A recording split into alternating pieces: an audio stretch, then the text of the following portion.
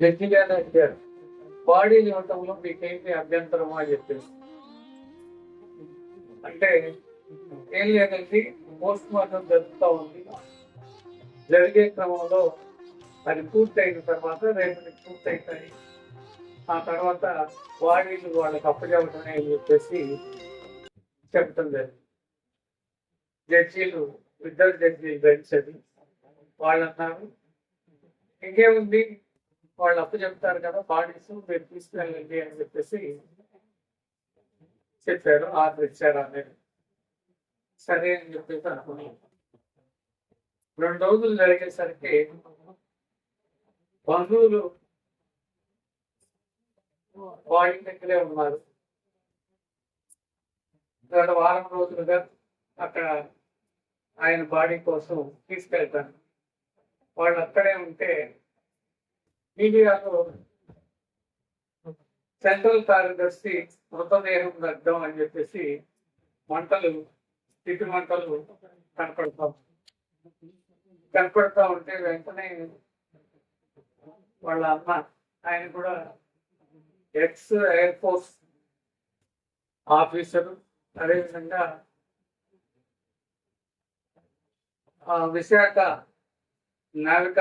విశాఖకు సంబంధించిన ఫోర్ట్ లో కూడా ఆఫీసర్గా చేసి రిటైర్ అయిన ఆయన వాళ్ళ బ్రదరు, అదేంటి అట్లా జరుగుతూ ఉంది, మాకు బాడీని ఇస్తామని చెప్పి జడ్జి గారు ముందు చెప్పారు కదా అని చెప్పేసి అంటే, మీ ఇష్ట ప్రకారమే బాడీని దగ్గర చేస్తున్నట్టు సంతకాలు పెట్టండి అని చెప్పేసి అక్కడ వాళ్ళని ప్రెజర్ చేశారు.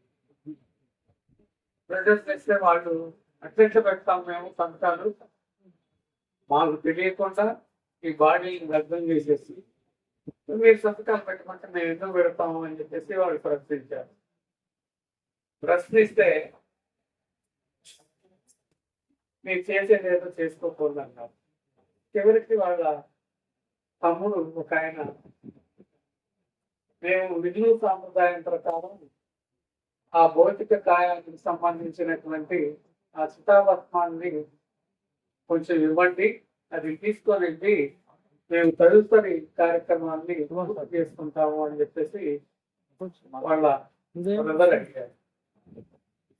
దానికి ప్రతిగా వాళ్ళు మీ ఇష్ట ప్రకారమే వాళ్ళు కాల్ చేయము అని చెప్పేసి ఒప్పుకుంటే ఆ బోర్డు ఇస్తాము అని చెప్పారు.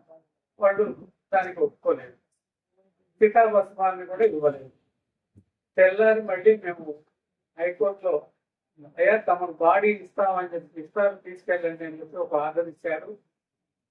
దానికి 2 ప్రభుత్వాలకు సంబంధించిన ఏజీలు కూడా ఒప్పుకున్నారు. ఇప్పుడు మీరు ఇచ్చిన ఆర్డర్నే మళ్ళీ వాళ్ళు ఉల్లంఘించి కనీసం చితాభస్మాన్ని కూడా ఇవ్వటానికి నిరాకరిస్తా ఉన్నారు అని చెప్పేసి జడ్జి గారికి చెప్తాను. జడ్జి గారికి చెప్తే జడ్జి గారు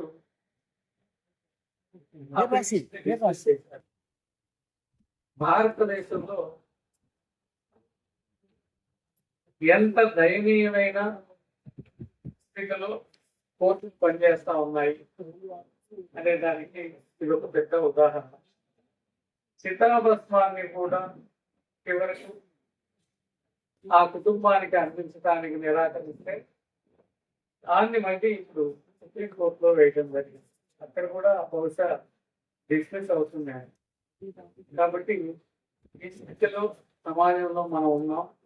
కాబట్టి హక్కుల చైతన్యాన్ని మనం ఎంతో ఎక్కువగా కల్పించి ప్రజలకి అవగాహన చేయగలుగుతాము, అంత ఎక్కువగానే మనం హక్కులు పొందగలుగుతాము. ఉదయం నుంచి ఇప్పటి వరకు కూడా చెప్పిన వక్తలంతా కూడా ఇదే విషయాన్ని చెప్పారు. కాబట్టి దీనికి పౌర హక్కుల సంఘంగా మనం బాధ్యత పడాలి అని చెప్పేసి మీ అందరినీ కూడా కోరుకుంటున్నాం. ధన్యవాదాలు.